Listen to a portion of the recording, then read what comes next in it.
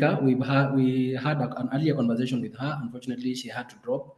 And for the interest of time, we'll quickly move to the next session, but we will be privileged to play her recordings at the end of the conversation, or we'll also share it with the material that we're going to share with the participants. So thank you very much for your time, and moving forward to the next segment. So it's a Q&A, and Sam Karanja will be taking us over. Thank you so much, Basim. We've seen great engagement in the chat, and we are going to take a few questions from the audience. I see we already have a few on the chat box, and I'm going to take the first one from Evelyn Joguna, and her question is, the model you adapt is thoughtful and inclusive, but I have a question on the pay-per-use pricing model adopted. As you think of scaling the project, how do you anticipate to deal with unintentional exclusion of farmers as the system gives liberty to use when they can afford? Secondly, this model can potentially raise a concern for food safety risk as farmers intermittently use the cooling service. How will the model ensure continuous use? So 2 ways, Madam Evelyn Jogona. So the first way is that we have different methods of payment. So we have a prepay plan that farmers can use, and we also have a post-pay plan that farmers can use. So a farmer can decide to use the cooling service and pay cash, and they can also use to partner with the cooperative and then use our services and then pay at the end of the month, or at the time they get paid for their milk or for their fish. Now, we also partner with the cooperatives, so cooperatives can deduct money directly from the farmers' accounts at the end of the month or when the billing period is due, and then remit the same to Savanna Circuit Technology. So we do not have the risk of intermittent use, and the cooperatives we have partnered with ensure that once a farmer is onboarded, they continually use the service to ensure consistent milk quality. So I hope I answered you, Madam Evelyn Jogona. The second question is from Jackie Garcia. What challenges or needs do you see in the cold chain ecosystem in terms of workforce skills, expertise, and in your opinion, how could the sector, our actors overcome those? That is Jackie Garcia of Energy Saving Trust. I'm going to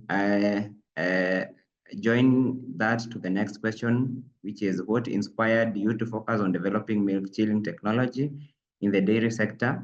And have you also considered cold storage solutions for fruits and vegetables?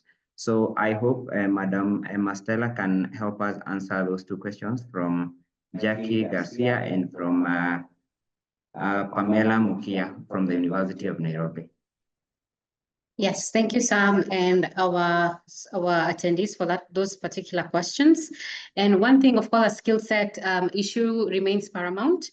And what we've done is that we've also partnered with local universities, especially the Technical University and TVET institutions, where we do apprenticeship program. We also provide internship for most of these potential candidates and members of the workforce.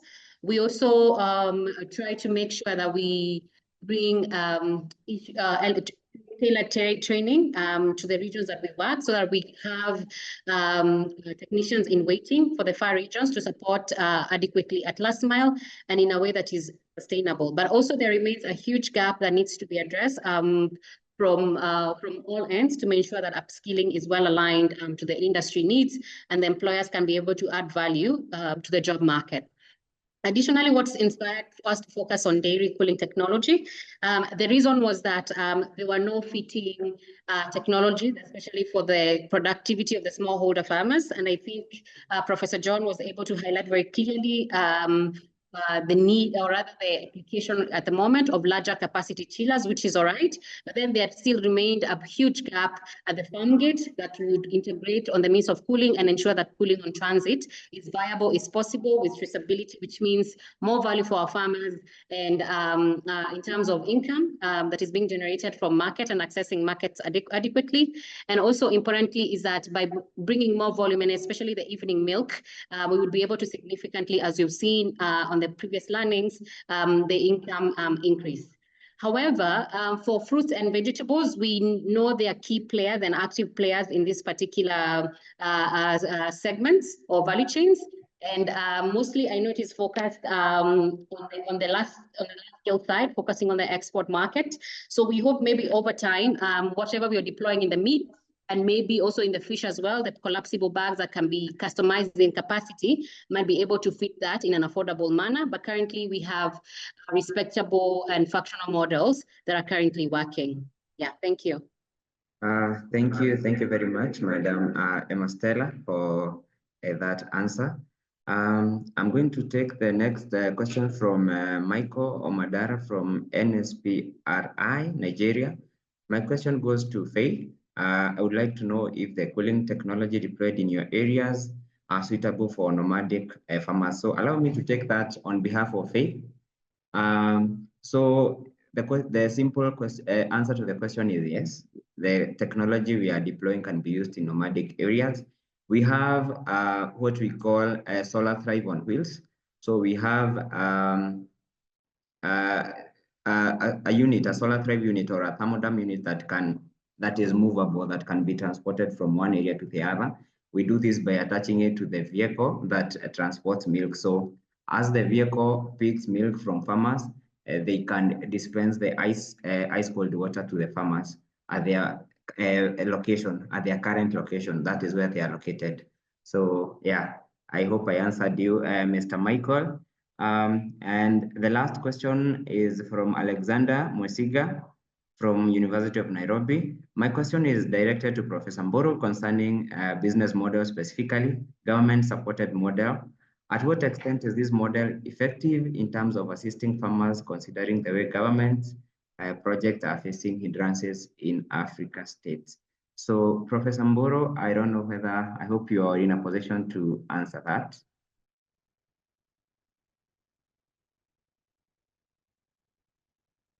Yeah, thank you. This question on government. Oh, okay. Sorry. Yeah, I'm responding to the question on government-supported model. Yeah, what we did is that we analyzed different models, and the government supported model. It's there in some of the projects that are funded by the government, but really it is not that it is effective. So it is not effective at all, mainly in terms of sustainability. We are not sure what is going to happen when a project is funded by the government, and then afterwards the government leaves the people, the community, to do the work by themselves. So it is not sustainable, though it's effective from the beginning. Thank you. Thank you very much, Professor Mburu, for that. So in case you have any other questions, or in case of any other questions, you can continue writing them on the chat box. We are going to compile them, and we are going to send them together with the document that you are going to send to all participants later. So thank you, everyone. I'm going to hand over to Percy for final reflections. Thank you so much.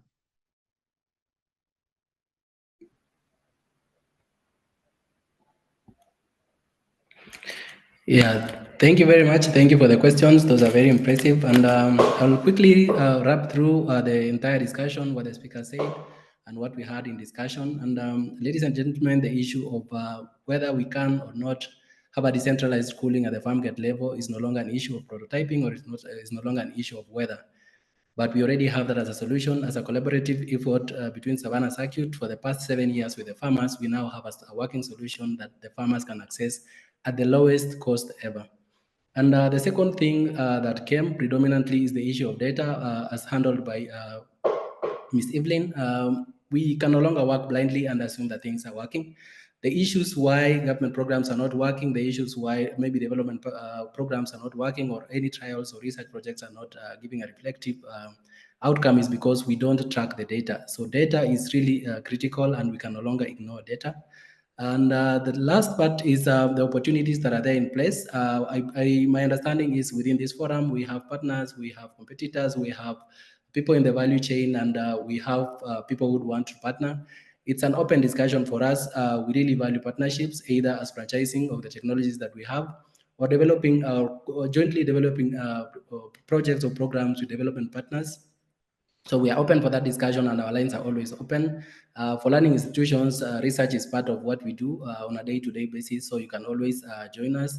And their communication, Ms. Emma, at the end of the conversation, will share, and along with the documents that will be shared, ways through which we can partner with different partners. And if you have a way you want to maybe reach out to us, or you want to partner with us, kindly reach out to us through the email that will be shared. So thank you very much, and I'll invite Barry to close the forum. So thank you everybody for joining us today. On behalf of the entire Savanna Circuit team, I'd like to extend our gratitude to Shell Foundation, Efficiency for Access Coalition, our cooperative partners, all panelists and speakers, and to you, the audience, for your time. So let's scale cooling where it matters the most. And you can follow us on our social media pages on Instagram, Facebook, and X. We are Savanna Circuit Tech as one word, and on LinkedIn, we are Savanna Circuit Technologies. So thank you, stay connected. Let's keep building Africa's decentralized cooling. Okay, bye, everyone. Thank you, and goodbye, everyone.